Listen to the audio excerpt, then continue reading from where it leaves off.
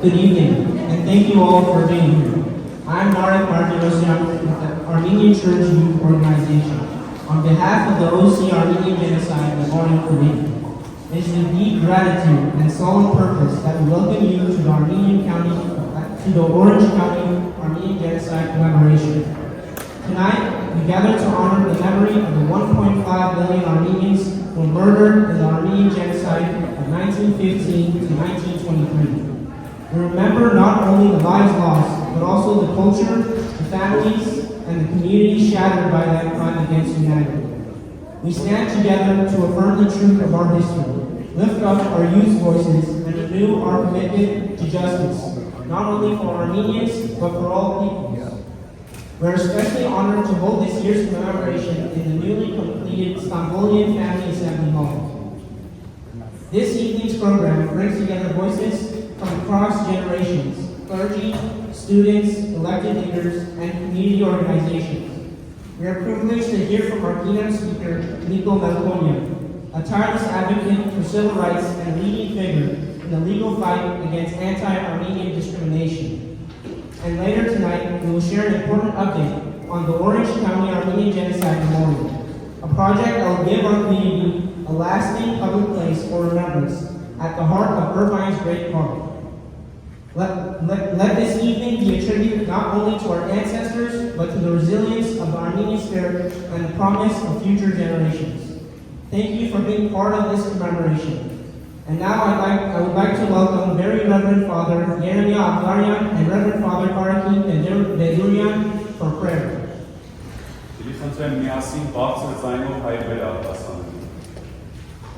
Օրհնյալ Տեր մեր Հիսուս Քրիստոս ամեն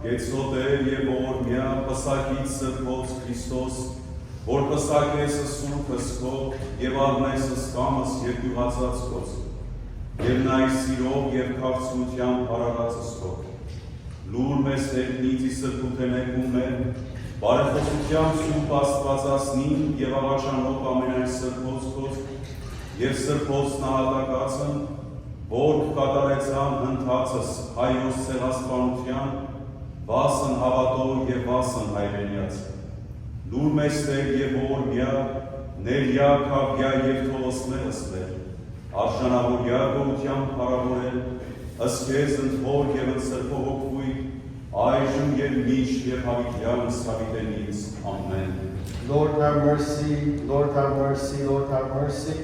The crown of saints, O Christ, you crown your saints and you fulfill the will of those who fear you. And with love and compassion you care for your creatures. Hear us, O Lord, from your heavenly holiness, through the intercession of the Holy Mother of God, and through the prayers of all your saints, and through the supplication of the holy martyrs who were killed during the Armenian Genocide, for their faith and their fatherland. Hear us, O Lord, and have mercy, forgive, expiate, and remit our sins. Make us worthy to thankfully glorify you in the Father and the Holy Spirit, now and always, forever and ever. Amen.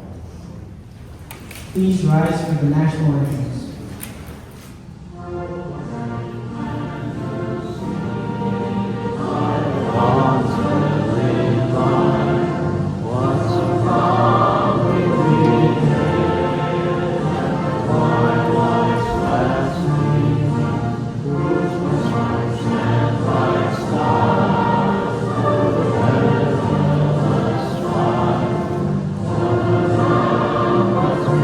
Oh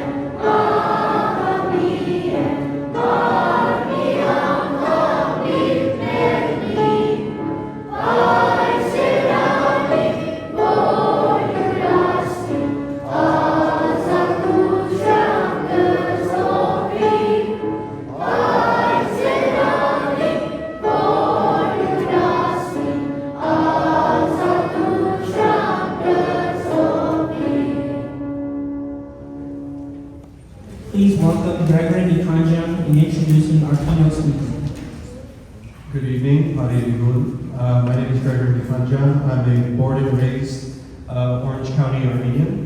I think I have the pleasure of introducing our keynote speaker because I'm a month away from finishing law school here at Chapman, and he happens to be a lawyer. It is my honor to introduce a distinguished Armenian American who stands at the forefront of the fight for justice for Armenians. Our keynote speaker this evening is Miko Melkonian, an accomplished attorney and a powerful voice for civil rights. A founding partner of Chaosian Law, based in Sherman Oaks, Mr. Melkonian has dedicated his career to representing those who have been harmed, silenced, and wronged. Recently, he's emerged as a leading figure in the national spotlight for his courageous legal action against Citibank, where he's representing over 450 Armenian Americans clients in a mass tort lawsuit. This case follows a shocking federal investigation revealing that Citibank employees systematically discriminated against Armenian Americans, flagging their names, zip codes, and even using ethnic slurs in internal communications. In response, Mr. Melkonian stepped forward not only with legal precision, but with moral clarity, to say enough is enough. His work reminds us that the struggle for justice did not end in 1915.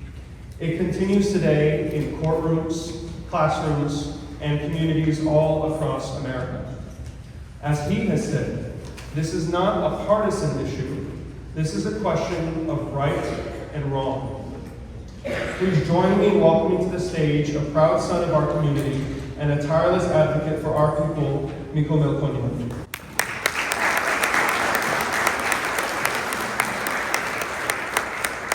Thank you for that introduction.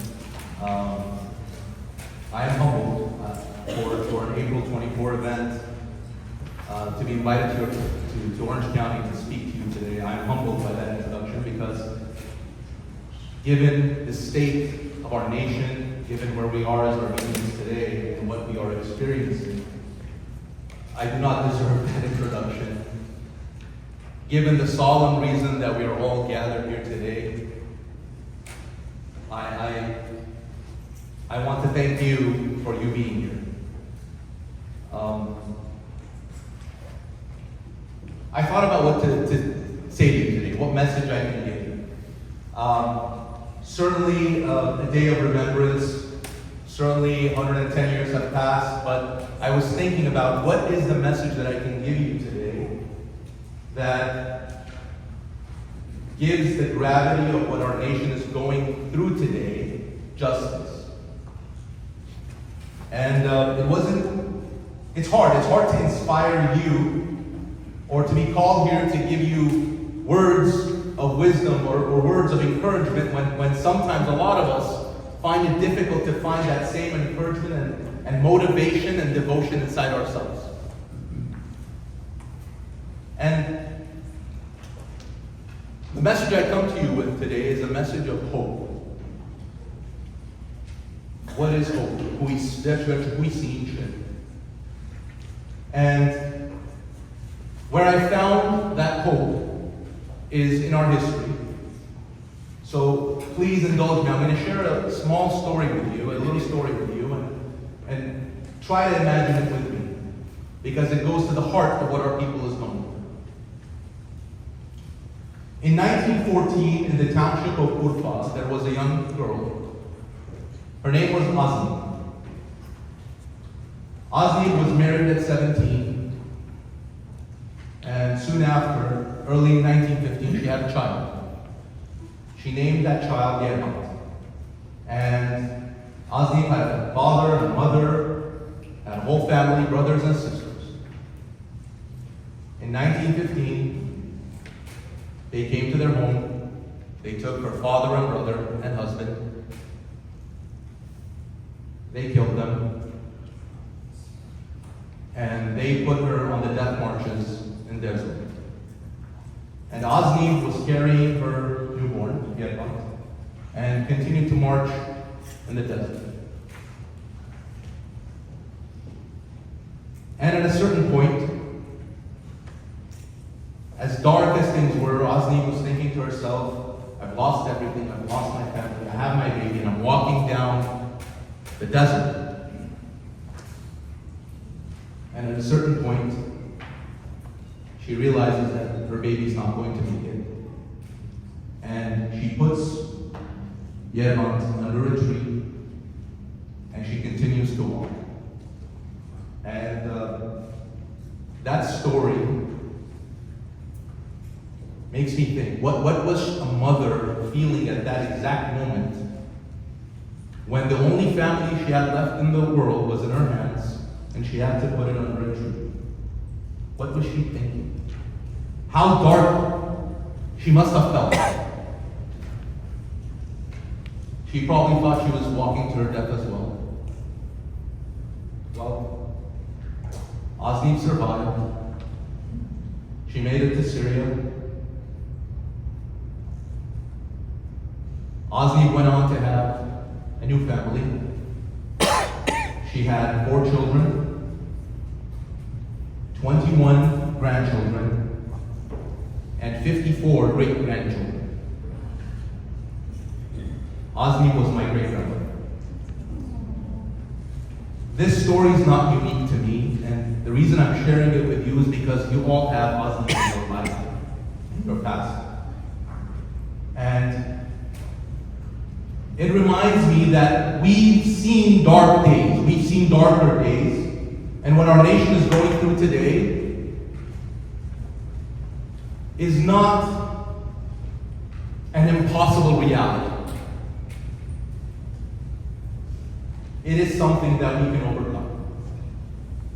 And when I look for hope, I'm able to find that hope in this darkest chapter in our history. This survival, this perseverance, this overcoming of evil.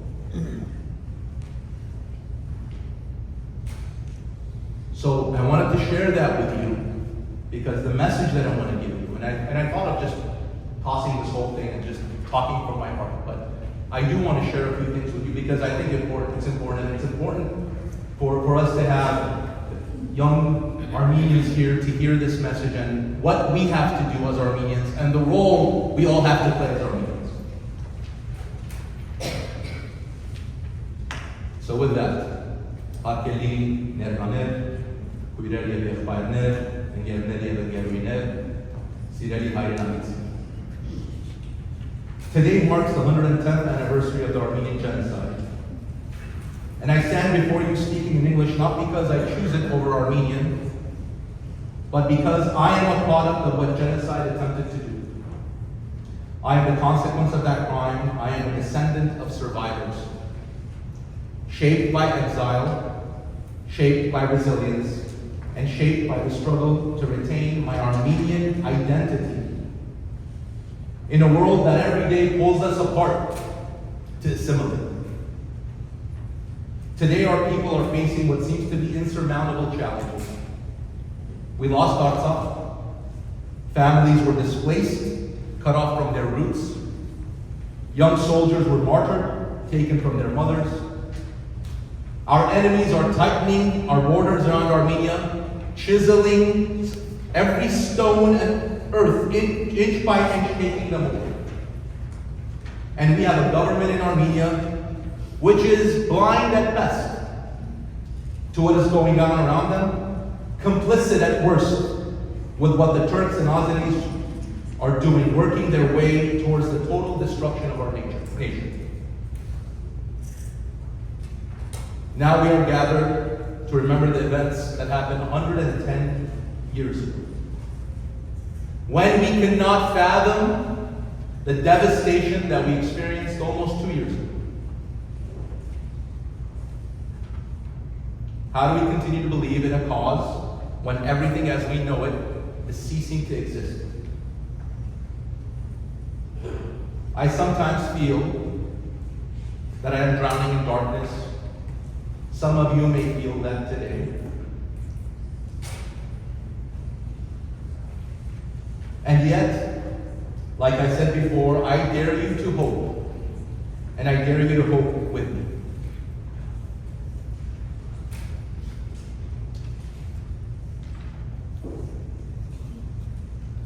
But it's not mere hoping. To hope is good. To have faith is good. But hope and faith without work remain a dream. Our people cannot afford to be dreamers. We need action. Turn that belief into dedicated and relentless work. That's what we need. We must act, we must speak, we must teach, we must write, and we must fight. Because if we don't do it for ourselves, no one else will. And recent history has shown us this. No one stepped in as Azeris came in and took over our lands. No one stepped in as families were being murdered. No one is doing anything right now as we are in danger of losing more and more. So the solution is with us. We commemorate today because remembrance is resistance in itself. Remembrance is resistance. For too long, we think of commemoration events as our annual debt that we pay to our nation. We come together and we remember. We may shed a few tears, but we don't think of that act in itself as resistance, as part of the work. When we are surrounded today by a world led through social media, where lies find themselves very easily at the fingertips of hundreds of people or thousands of robots, and those lies are spread throughout the world,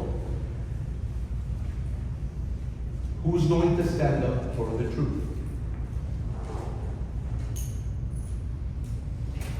Who's going to tell our story? Who's going to ensure that our next generation knows what is happening and continue on the same cycle that we have the duty to begin? History, when left to the powerful, is often woven with lies. It is revived and becomes propaganda. And we surrender our truth. And when that happens, we will not only physically cease to exist, but we will disappear spiritually as well. That is what genocide was. It was not just murder, it was the erasure of a people from the tapestry of humanity. Vochen Shatsun. Make no mistake about it, Turkey and Azerbaijan have been engaging in a campaign of erasing our heritage and history. What we are experiencing today is not merely injustice, it is the continuation of that erasure. We lost the war in Artsakh. We lost Artsakh itself. But our enemy is not content with that. It wants our very identity. And sometimes this is in the abstract for us. You know, when we think of the genocide in 110 years, it's so far, it's so distant from our own reality, living here in Southern California, that it's hard to make sense of it. But today we don't need to look far to see that this isn't some scary story that was told to us by our grandparents or great-grandparents. This is real. Some of you may have seen, only 2 weeks ago, there was an international conference in Rome at the Vatican. And the title of the conference was Christianity in Azerbaijan. It was sponsored by the government of Azerbaijan, and the keynote speaker, the person that put it all together, was the Consul General of Azerbaijan in Rome. At the Vatican. Christianity in Azerbaijan, hosted by Azerbaijan, in the bastion of Christianity in Europe. You know what was missing from Christianity and other religions? Armenians. And they reasoned that Armenians had stolen historic Albanian churches and have made it their own. Listen to the lunacy of this. And this is happening today in civilized society.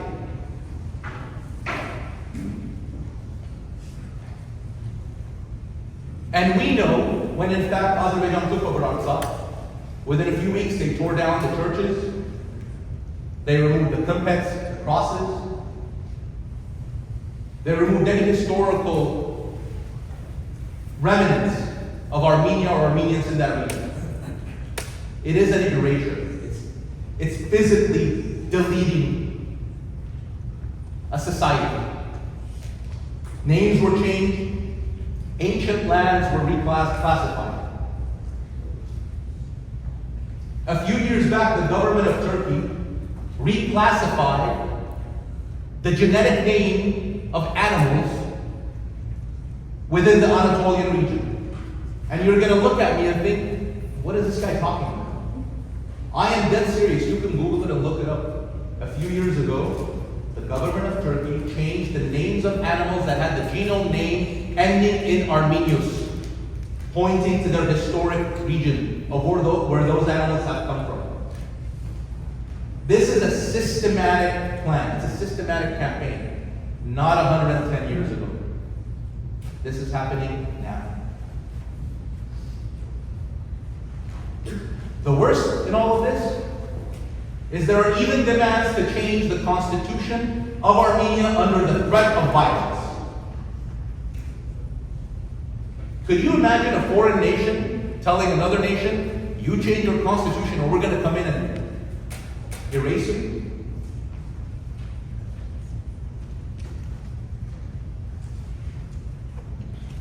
This is not all an accident, nor is it happening haphazardly. We are at a war of information. And for better or worse, no matter what you or I or any one of us in this community think or believe, sitting here today, we are the first line of defense.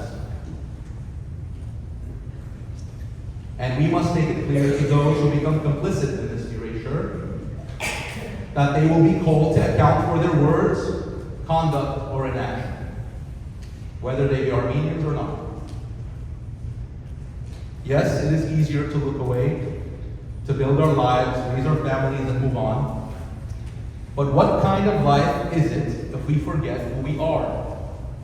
If we allow ourselves to be forgotten? If we abandon the struggle, we risk becoming physical ghosts, present in body but erased in soul. I have no doubt that if the rest of us go on with our lives, we will continue to exist, especially here.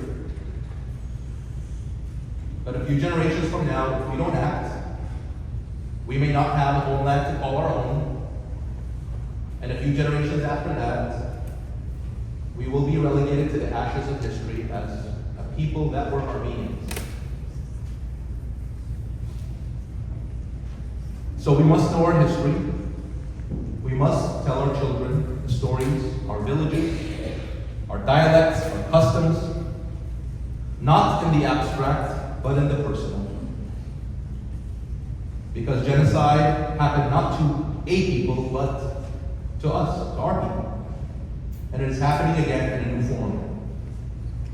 A white genocide, an identity genocide, where we lose our language, our churches, our culture, by force or by neglect. We are continuing that loss that began in 1915.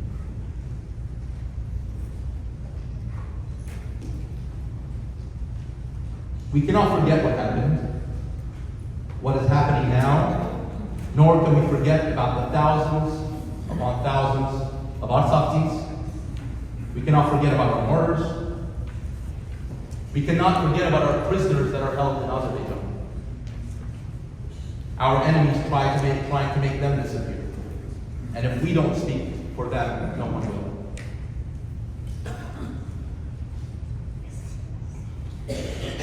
So then, the next struggle comes in within ourselves is sitting here in California.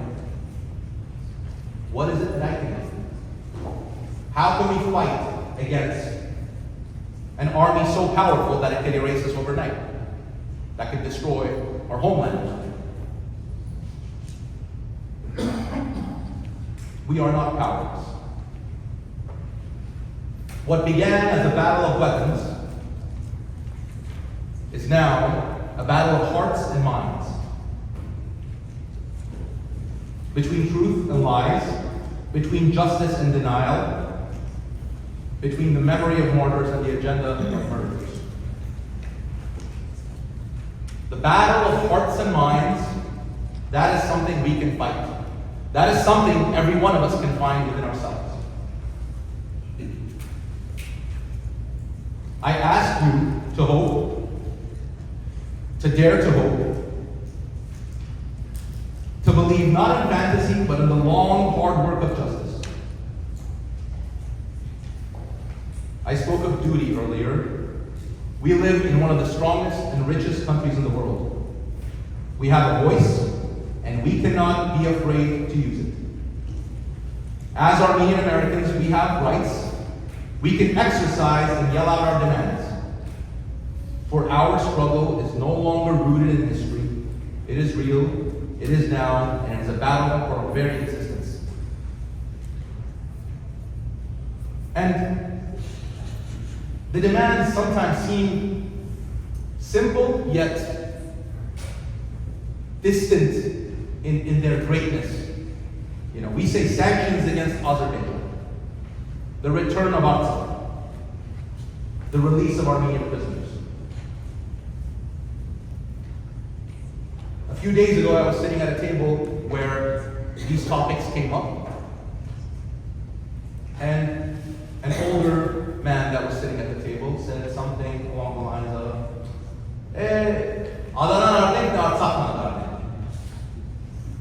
and it took everything in me to control myself, not to respond. But we cannot afford those types of defeatist comments. Because yes, physically we may not be able to get Artsakh back today or Adana back tomorrow. But the first step of us losing that battle is by us saying, oh, it's not going to happen. We cannot afford that. Because the battle, as I said, is about our identity. No one thought that the Roman Empire would fall. No one thought that the Ottoman Empire would fall. No one thought that the Soviet Union would fall. But history has a way of making things happen. And us as Armenians have to be educated, have to educate those around us, and have to be ready for those opportunities when they present themselves. Otherwise, let's write our eulogy right now and go on with our lives. But we are worth it. We are worth it as a nation. We are worth it as a people, and we owe it not to the past, but we also owe it to our future. Because even in the darkest of days, when there was no Armenia, when there were no churches left standing, when even our graves were desecrated, our people still imagined that one day they would step out into the light. And they did. So let us walk in that light, but let us walk with purpose. Not mere hope, not mere faith, but a hope and faith strengthened with a purpose and the willingness to do the work that is needed for our people. Let our memory not be a burden, but a call to action. Let us rise not only for those who died, but for those who still live, and for those who are yet to be born. Because we are Armenian, and we will not be erased. Thank you.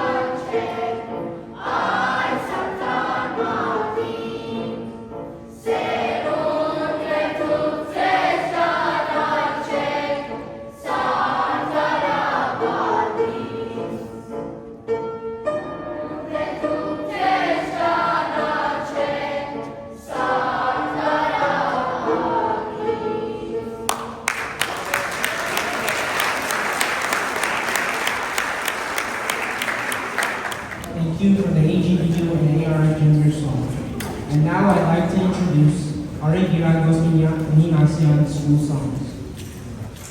Իշադակ մեր ամեն զոհերուն և այն հրեշտակներուն, որ Եվրենի օրերուն իրենց հոգիները թրգեցին։ Ինչքանալ թեգուզ հայ մնալ որ անցյալը, սակայն նա չի մորանա։ Աչքերի խորքում վարվող մի հարկ, հոգիներ գորած օրերի մեջ անվերացար, և ձեր որ չենք փրկի, և աղոր որ չի փրկի, Park ժամանակը ինձ ու քեզ, կյակ միլիոն ու կես, Միլիոն ու կես անուն ու չնշված ճակատակիր, միլիոն ու կես ամբին ու ժողովուրդ ծարակիր, միլիոն ու կես ացում խոսում են, անդես ամեն մեկի չես կան սրդել, միլիոն ու կես, միլիոն ու կես ուղի ու աղաջված ճանապարհ, միլիոն ու կես երբեք կյանքի չգործած քաղաքար, միլիոն ու կես ամոթ չլսվեցին, ասես, ամեն մեկից մեջ կան, ցայներ, միլիոն ու կես երազ ու խորդախված հյուսեր, Միլիոն ու կես արև ու խավարված հյուսեր, միլիոն ու կես շուտ չեմ շտանում ես, ամեն մեկից մեջ կա հոգի միլիոն ու կես օջախ ամենված վանքեր, միլիոն ու կես շեղբայր, միլիոն ու կես ընկեր, միլիոն ու կես փրունց թեստանում դու և ես, մենք վրեջի բանջար ունենք, միլիոն ու կես, աչքերի խորքում վարվող մի հարկ, Ոչ ոք չի մորանա, ոչ ոք չի ների, Hokine goratoreri mechan veratar. Milyonu gestari. Yeter kevor çenkırki, yevahor por çinkırki. Parke jamana ke intu kez, yan milyon kez. Milyonu kes karı borçadesan amar. Milyonu kes arer borçatartan andar. Milyonu kes papoş çoratan kartes amen mekis meçka armenen. Milyonu kes. Milyonu kes eski çapiki rahmet atsat. Milyonu kes hayallerin çamet kadatsat. Milyonu kes mekel tançu verir mitepet. Amen mekis meçkan spiyer. Milyonu kes. Milyonu ges arter balaskan çuretsan. Milyonu ges teber tebi ergin sılatsan. Milyonu ges kakir gora vargan ives. Amen mekis meçkan siyal milyonu ges. Milyonu kes amen vor gitsalusin. Milyonu kes hat spaso astorusin. Milyonu kes punt yeng tarnum tuya kes. Meng breji bancar unek milyonu kes. Aşkeri korkum var bo mihar. Boçokçi morana, boçokçi neri. Hokine goratoreri mechan Yönis milyonu gestari. Yeter kevor çenkırki, kırki yevahor por çinkırki. Parke jamana ke intu kez, yan milyon kez. Mek akson around takdeykler tuya kes. Mek mentas unek milyonu kes. Aşkeri korkum var bo mihar. Hokine goratoreri mechan veratar. Yeter kevor çenkırki, yevahor por çinkırki. Parke jamana ke intu kez, yan milyon kez. Aşkeri korkum var bu mihar. Hokine goratoreri mechan veratar. Yeter kevor çenkırki, yevahor por çinkırki. Parke jamana ke intu kes. Yan milyonu kes.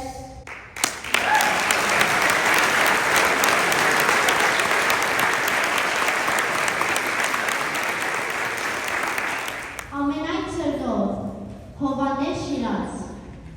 Amenai Tserdov, Pogum Ebyes, Martuan Artar Vichiri Hamar. Anitum Ebyes Martune Kabor, Bornan Drele Bătăvar Canavar.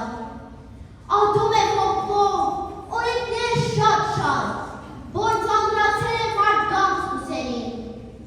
Yesti Bumengiatel, Kıtstıvel, Koben Anajan Ket Palkeri. Yes Pogme, İrabukunem Kankat Kerelu Ampok Taşkari. Bor Hayot Hova, Yet Veratartvi, Yet Dilvi Bantu, Darabo Hayi. Yes Sanatme Megan Kandesner, Kandesa Hayot Anzar Yevri. Tranite do, Yetemelleme, İmpokin Ula, Yirpaveş Gabri.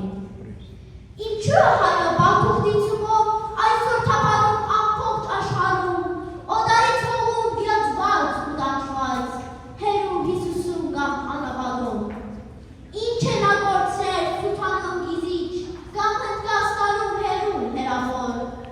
İnçü hayo Pegor Ner Tartre, Navcuni Hankis, Navcuni Ator. Xeyalç Bantuk Hayin, Hoğum Nehar Vapor, Borçu Daryeknum, Ayli Sepagan, Yevyen Munenan Nav Vogan Moritz, Turski Şıbırdi, Subno Davçan. Ankun Hırçumanko, Kıştabi Hervit, Tebil Gars, İktir, Van Gavargahan. Noritz Gillespie, Horo Benepin, Noritz Kıtıha, Zuhla Haygagan. Odaritse Tinti Karun Gargahoları, Aysor Yedek Kravu. Orenke, Umenke Rasum, Borgula Diroçe Mian Bankanum. Paits İnçi Hose, Urişimasin, Yemmiş Moranar, Sağır Sepagal. İnçu Bastader bu Urişnudi, Moranar Kapsa Harazat Mangan. Boş, Pabagane, Çebengelere, Gerazet Piçe Bengi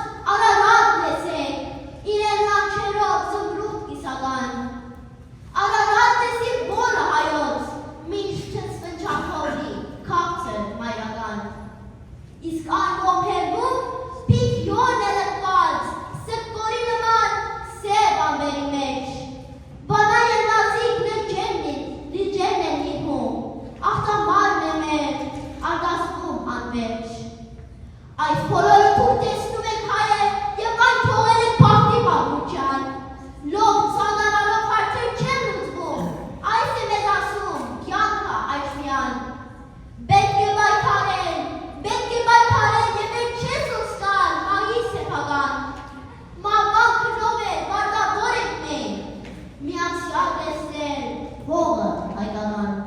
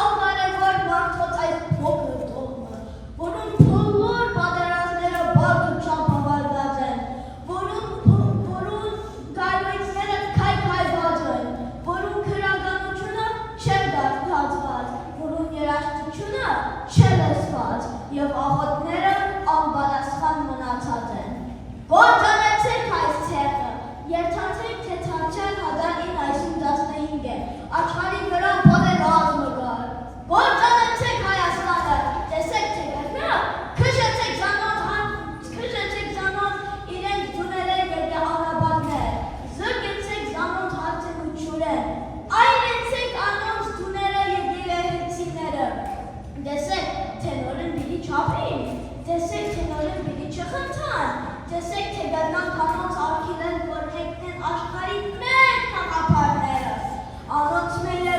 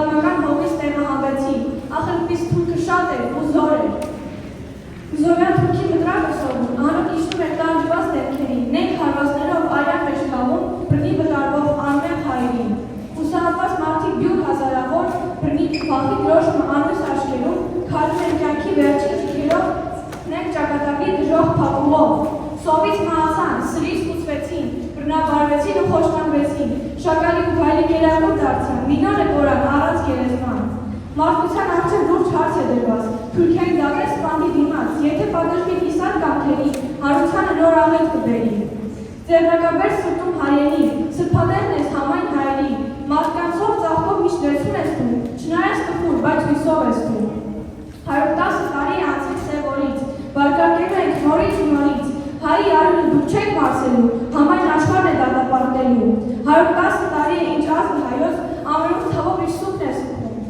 Արյունոտ գետեր դեռ շատ փոս են, քանի դեռ հային պատրաստ չեն լսել։ 100 տարիներ ու 1000 ամոթ։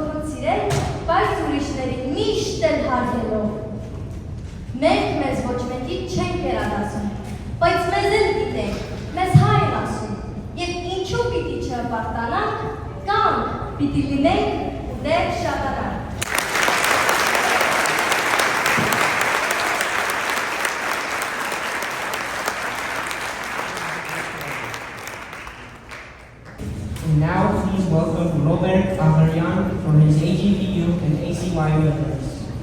Esteemed ladies and gentlemen and elected officials, I welcome you all to our humble parish at St. Mary's Armenian Apostolic Church. We wish we were here, we wish we were having you as our guests under the most joyous circumstances, but alas, it is once again near April 24th. the anniversary of one of the greatest atrocities of the 20th century, and the significance of this date is all the more poignant because of the current existential threat that the Armenian state is facing today. The names and faces may have changed, but the threat remains the same. Today, our people are in danger of being permanently expunged from what remains of our indigenous homeland. Our people have faced many tribulations in these past few years, ranging from war, siege, and a forced famine, all culminating in the displacement of 120,000 Armenians from Artsakh without any outside support or intervention. Azerbaijanis often say that we left on our own based on a mixture of pride and hatred of the Turks, or refusal to live under a Turkish government. The Azerbaijani regime has spent the last 3 decades injecting Armenophobia like a poison into the veins of its populace. Decide to stay and live under such a regime would at best mean living under apartheid, and at worst being under the constant threat of pogroms and massacres. If a refusal to live under the Turk is the primary motive, then all of the Armenians in Istanbul would have left a long time ago. All the Turkish Armenians have faced hardships and discrimination. They still remain in Istanbul. The situation in Azerbaijan has been far more detrimental to the Armenian population as the state of Azerbaijan honors as one of its national heroes a man who hacked an unarmed Armenian officer to death in his sleep with an axe during a NATO partnership and peace program in Budapest. After being extradited from Hungary, that very same murderer was promoted and given his very own party in Baku on the government's dime. You would think with the Nagorno-Karabakh conflict resolved in their favor that they would be satisfied and be ready to sign the peace treaty. Yet even this isn't enough. Emboldened by their recent victories, they further extend their aspirations to the internationally recognized territory of Armenia itself. They often refer to most, if not all, the territory of Armenia as Western Azerbaijan. The absurdity of this claim should be made obvious to anyone well-versed in the field of history. The name Azerbaijan itself was taken from the Iranian province of Abgaryan, which consists of the northern region of Iran, where Tabriz and Lake Yeremia are located. There was no historical entity with this name north of the Iraq Sea prior to 1918. While it is true that the Turkoman ancestors of the Azerbaijanis are very petty khanates in Transcaucasia, some of which being located in what is today Armenia, these did not constitute anything resembling a unified state. In fact, these khanates often warred among themselves. Western Armenia, on the other hand, is a regional designation which goes back millennia. In fact, the designation was never used by Armenians themselves until very recently. Rather, Western and Eastern Armenia was simply referred to as Armenia. Now, recently, both sides have agreed on the terms of the draft peace treaty, and the international community expressed elation at the prospect of an end to these 3 decades of conflict. But most of us in the Armenian community remain both skeptical and suspicious of these developments. Our suspicions were then confirmed within less than 24 hours when Baku accused us of firing at their positions multiple times. Within this last week, Azerbaijan has been embarking on an aggressive disinformation campaign. As of the time of writing of this speech, there have been no fewer than 10 false accusations of ceasefire violations along the border.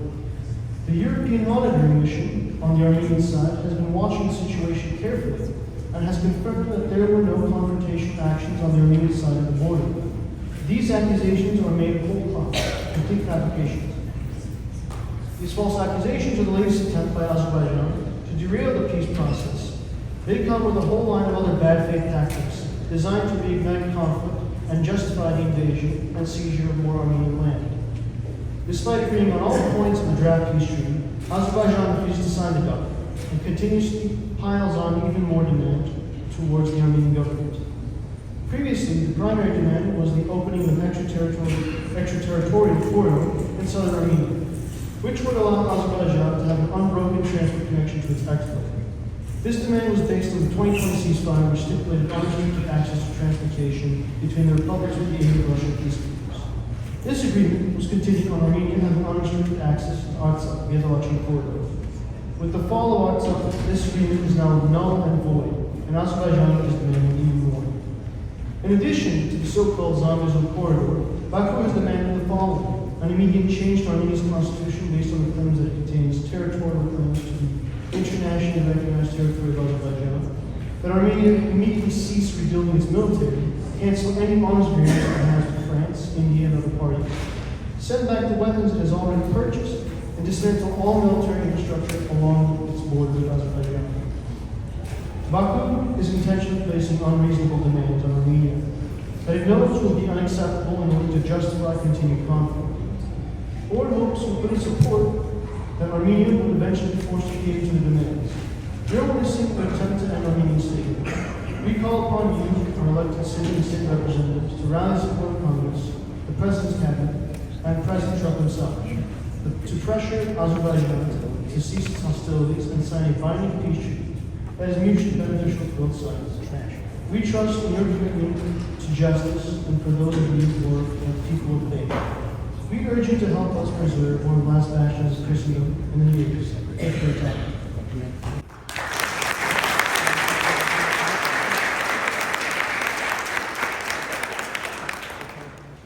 And now please welcome ARF Societies.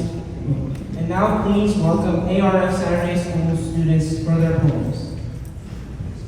Masisa, Merse Pazan Verene Masis, Ankanga Buddha Mod, Gazes Competene Ashharis, Misusi Heche Misunot, Na Amerun Het Ganasi, Aerin and Pespatabu Azat, Med Parkane Mahir, Med Anam, Med Harelina Buddha, Harel Iverin Nasisne, Vosoknarun Tema Havan, Hani Veren Nagahese, Vidi Abel Nishtarasa.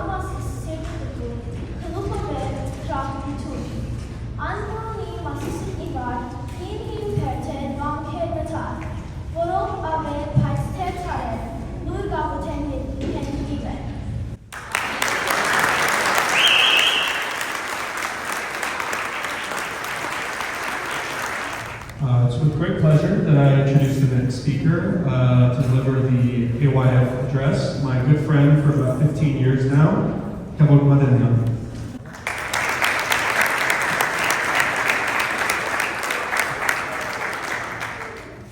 Good evening, Reverend Fathers, representatives of the churches, schools, and community organizations, and honored guests.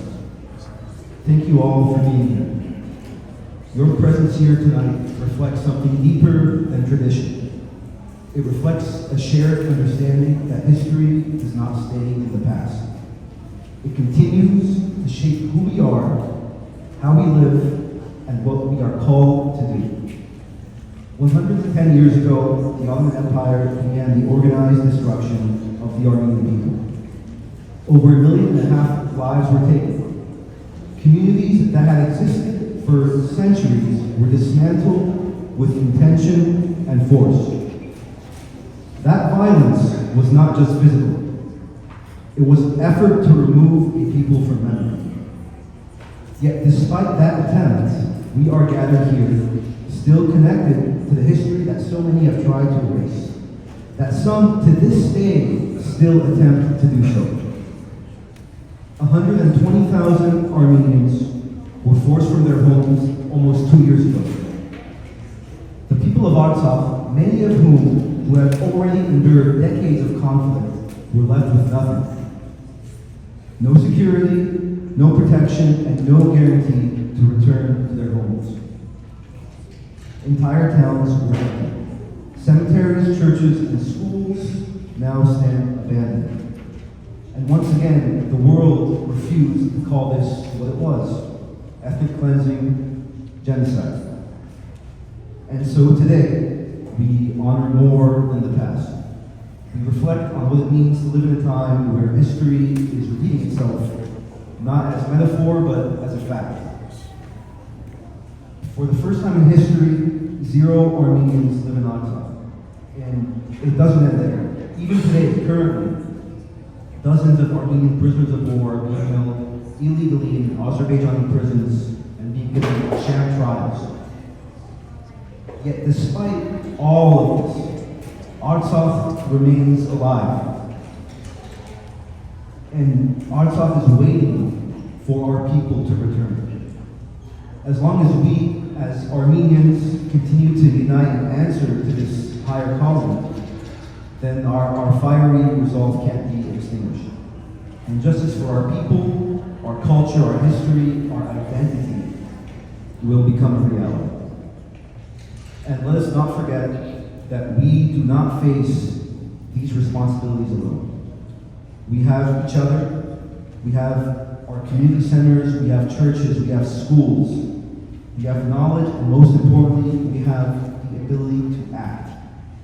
What defines us is what we do next, what we have been doing, and what we need to continue to do. Please continue to speak up, continue to educate, continue to advocate. There is no single solution to the issues that face us as a people, and there's certainly no easy answer. But we have to remember that we are not starting from nothing. We have a history of endurance, but more importantly, we have a history of responsibility. The Armenian nation and its people have not endured this long from sitting idly by, waiting for other heroes to come in and swoop in and save us. We have always been those heroes, and we have to continue to be those heroes. Thank you. And now please welcome the AGBU students for their songs.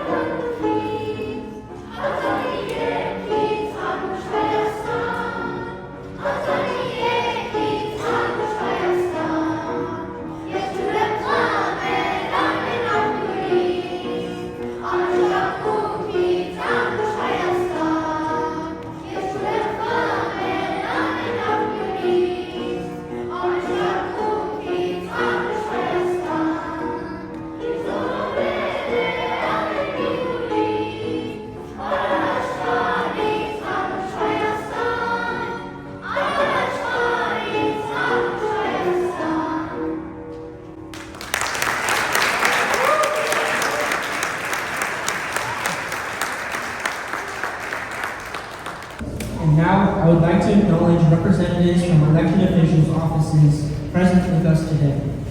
Soleil Bergson, with the office of Laguna Miguel Councilwoman Stephanie Ober.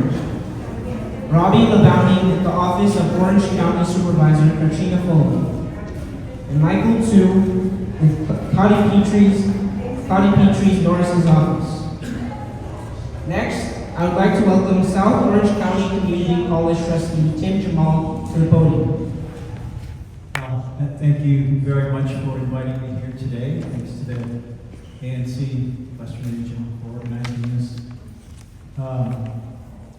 Yes, I am an elected official. I'm a trustee with the South Orange County Community College District. We represent Sardarabad College and Irvine Valley College. We have 50,000 students that we educate every year.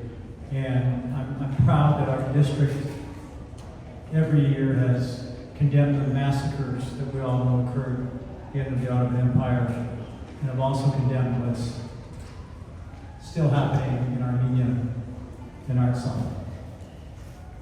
My story is not dissimilar to probably all of yours here. I heard your story. Beautiful address. My grandmother, Maxim Bedourian from Kayseri, she had 11 brothers and sisters, 8 of whom were massacred during World War I. Somehow she and her 2 sisters had managed to get from Kayseri to Constantinople to Ellis Island in 1923, and then ended up in Detroit, Michigan, where I grew up.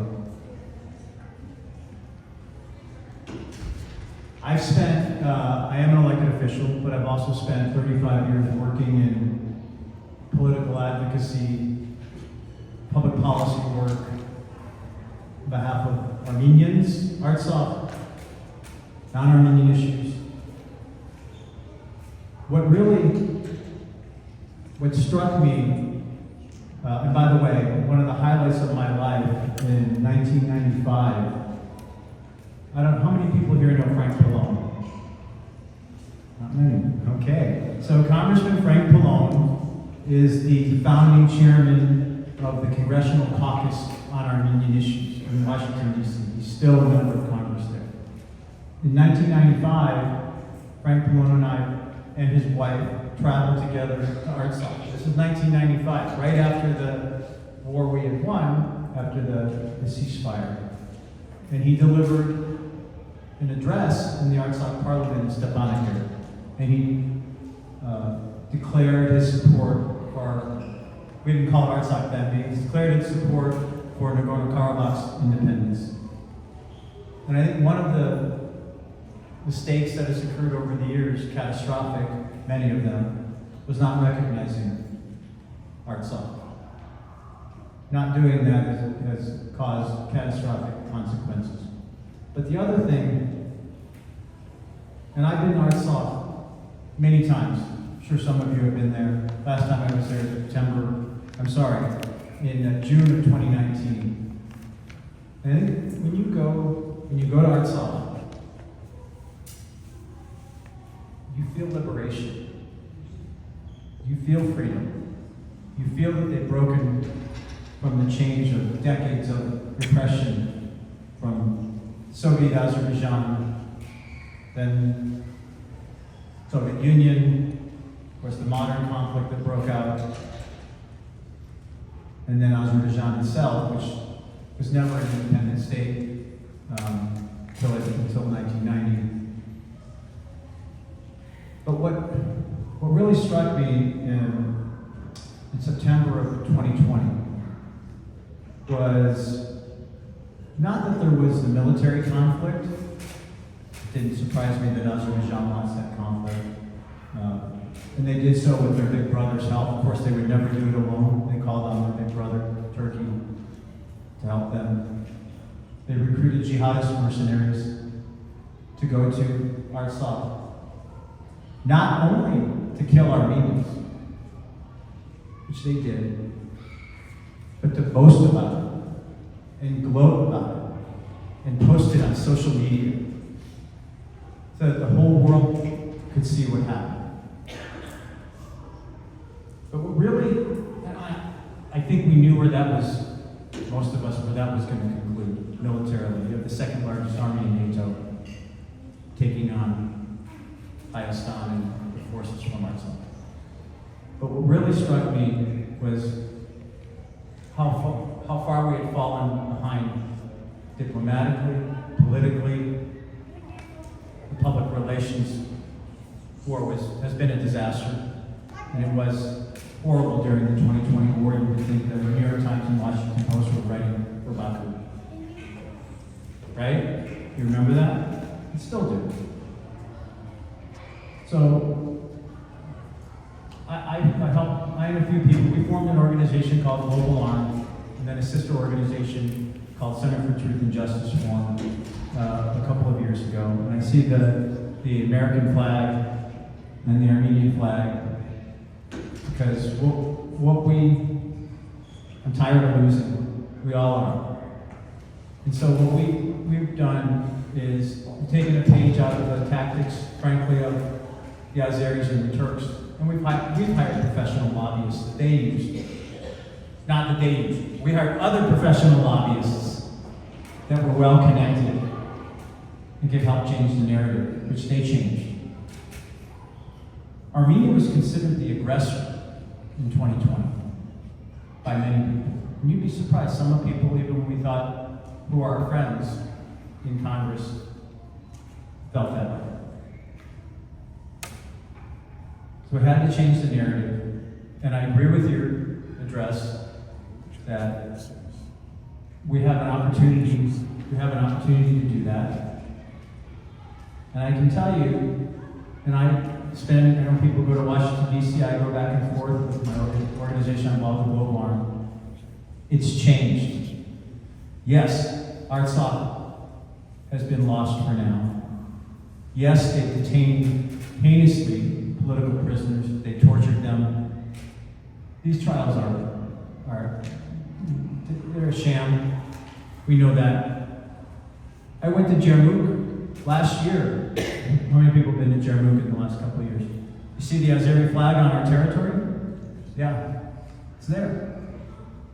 You see the Azeri flag on sovereign Armenian territory. And so, we have to fight back in a smart way.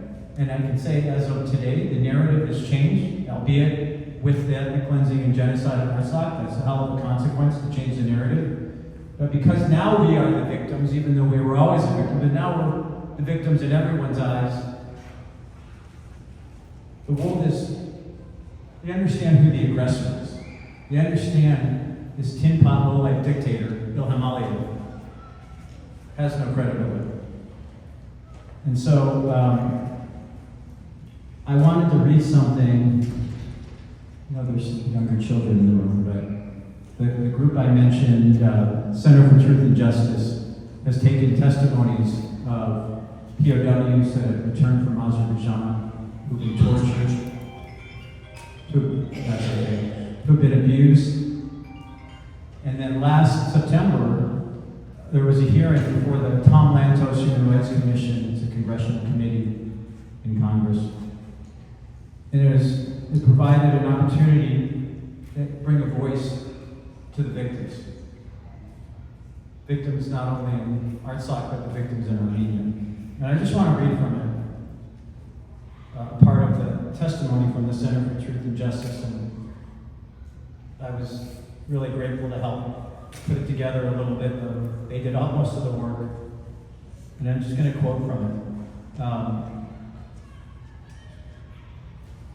So there's a female, before I say the context, and I'll conclude soon.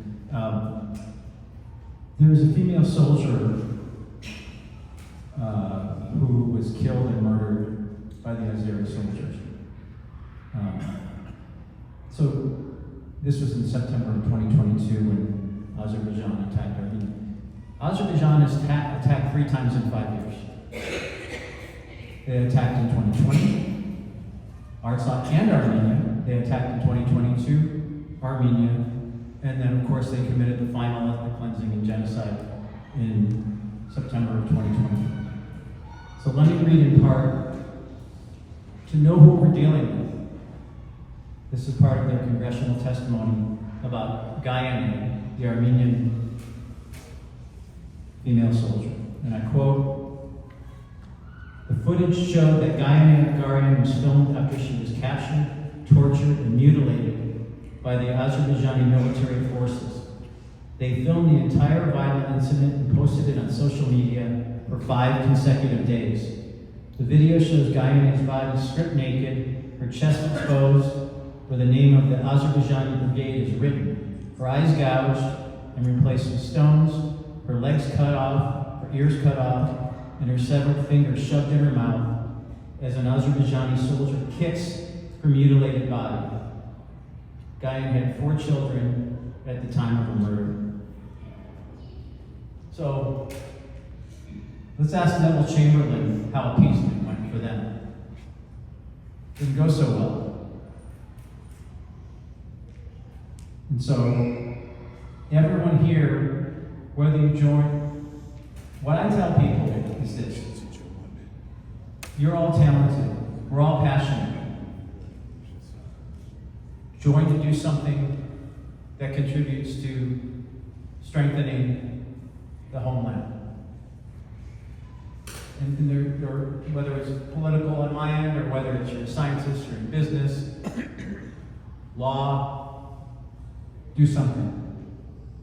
We are going to change. We are changing this narrative.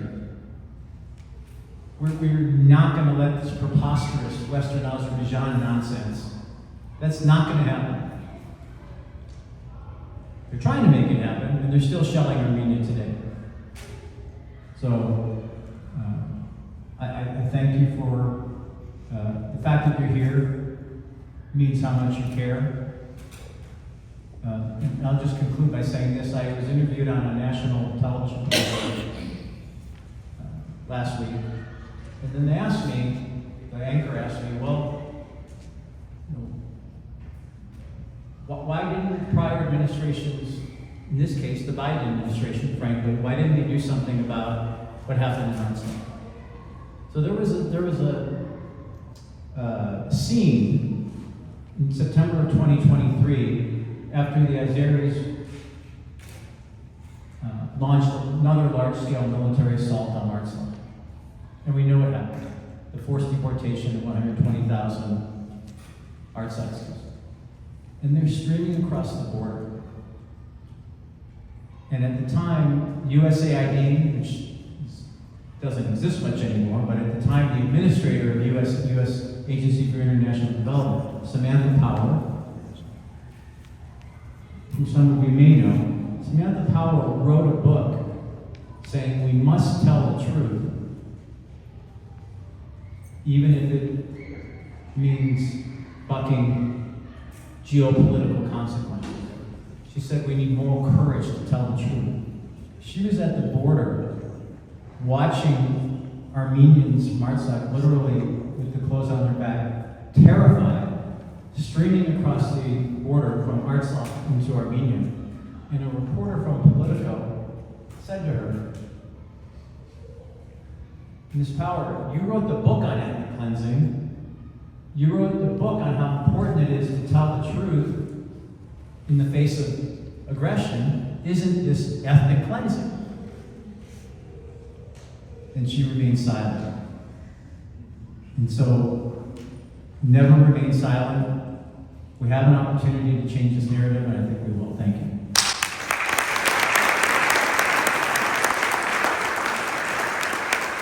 Next, I would like to welcome Martirosian Mayor Ali Taj to the podium.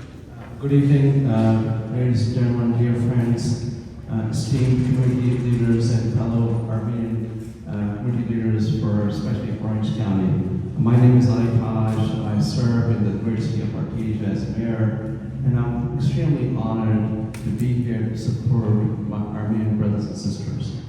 And as we gather today to commemorate the Armenian Genocide, I'm honored to stand alongside in solidarity and reversibility. For 110 years, the pain of loss and the weight of memory have remained with us, shaping our collective identity and deepening our resolve. I want to acknowledge the immense courage and the resilience of Armenian people, your ancestors. Stories of survival, faith, hope, like you mentioned earlier, Ms. Miko. in the face of unimaginable horror inspires us all. Today, we honor their memories and the countless lives lost during genocide. As a friend to this community, I'm humbled by the richness of Armenian culture, heritage, and the contributions to our entire world. From the intricate details of traditional Armenian art to the groundbreaking innovations in science and technology, your community has impacted profoundly. As we reflect together on this painful chapter in history, let's also celebrate the strength and perseverance that have defined Armenian spirit. Let's honor the memories of those who suffered and recognize ongoing struggle for recognition and justice. To the descendants of genocide survivors, I want to acknowledge your pain and express my deepest respect for your family's stories.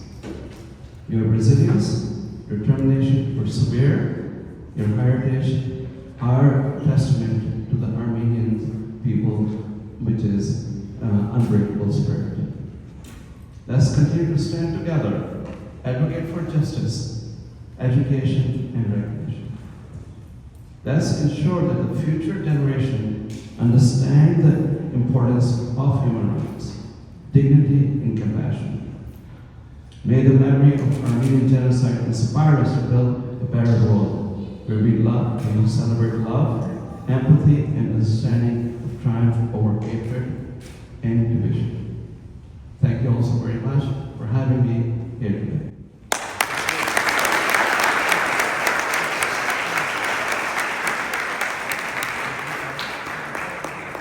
On behalf of the city of Armenia, we've also proclaimed Armenian Genocide Month, and for that we have done a proclamation. I'd like to present this to the organizer.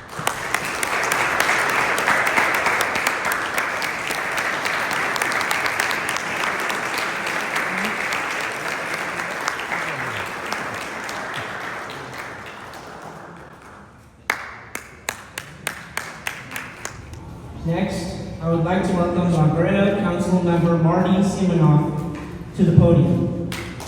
Well, as many of you probably know, I've been here many times in the past. It's truly an honor to be invited to be able to represent the Armenian community.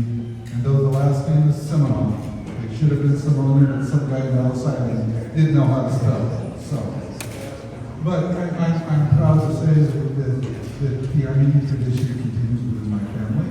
My daughter, his name is now Karekin.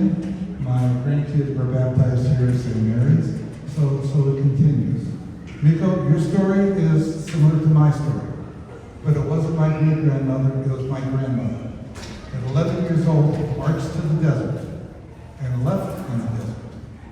And that's what they did. They just left her in the desert as an 11-year-old. You mentioned Syria. It was a Syrian caravan that picked her up. My grandmother thought that, other than the Armenians, the only nice people in the world at that time were the Syrians, because she was an 11-year-old kid that got saved by a Syrian caravan. My uncle was 5 years old when he got to watch his father beheaded in front of him. So when you hear these stories that are passed down from generation to generation, and then you hear the denial that comes from the other side, you have to say, when are you going to recognize the truth? When is the truth going to finally prevail? And you're going to say, look, we admit what we did was wrong. It took the United States until 2021 to actually recognize what occurred. And it took years and years of lobbying and asking. That date, right? Garo would know, that's 2021. 2021, before the United States actually recognized the genocide that occurred. There articles were written, there was history written, and they had it all in front of them. I'm not going to read my proclamation because it's going to be a repeat of everything you heard here, and there's a lot of words here. But I am proud to be an Armenian. I am proud to say that I have been here many times. I am proud to say that the city of Brea has made this presentation many, many times. The first time I actually did the presentation, I was actually there that year. And Orange Coast College, and that was the 100th anniversary. And I got to make the presentation there. And when you had the dedication for the art piece out in front here, I was here for that. So again, I can't express enough how glad I am to see so many here, so many recognizing what happened, and so many willing to stand up. And again, I like to say that by us being here, by us telling the stories, by us passing on, even if it's just you have a meal with somebody and they get to taste some great Armenian food, they're learning about us, they're realizing what kind of people we are, and they're learning to appreciate us. And I'd like to make this presentation once again from the city of Brea, recognizing the genocide.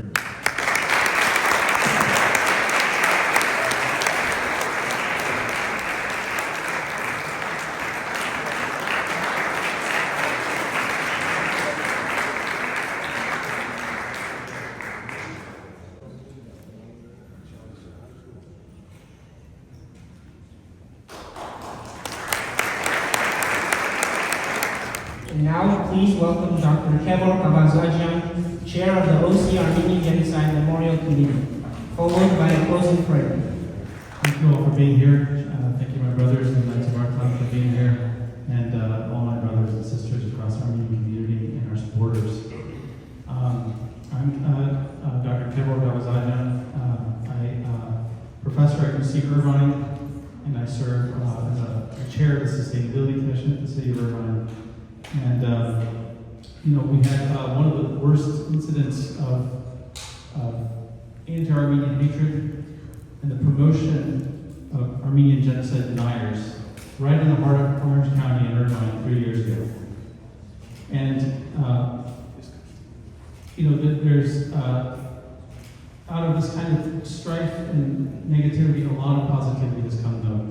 People are brought to light that this is still occurring right here in our own community. And though we have an Armenian genocide, very importantly, Armenian genocide memorials here at St. Mary's and also 40 Martyrs, this county of over 3 million people doesn't have a public genocide memorial. And so our mission after the city of Irvine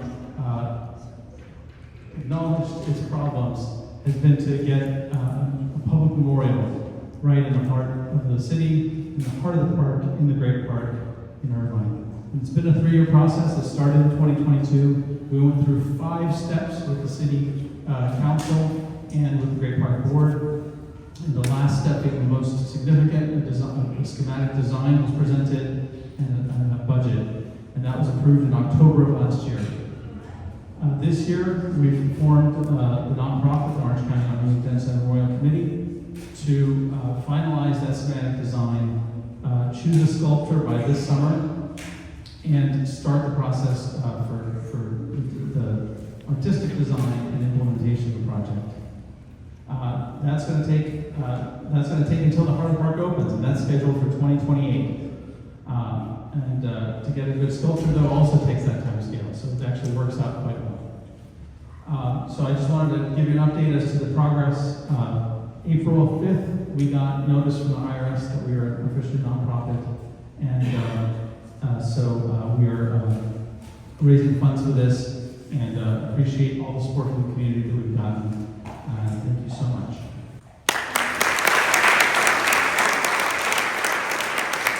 And now I'd like to welcome our priest for a closing prayer. Orkia Tēr Iisus Christos Amen. Այր մեր, օրենքին սես, սուրբ Եկեսյանով, Եկեսայակայությունով, Եկեսինքամով, որպես եկես երկրի, դասած մեր անավազով, ուրպես այսօր, և թողես պատիստեր, որպես ենեք թողմելով թողանած, և իրանց ես ողջություն, այր գետացիչները, զիգորակը,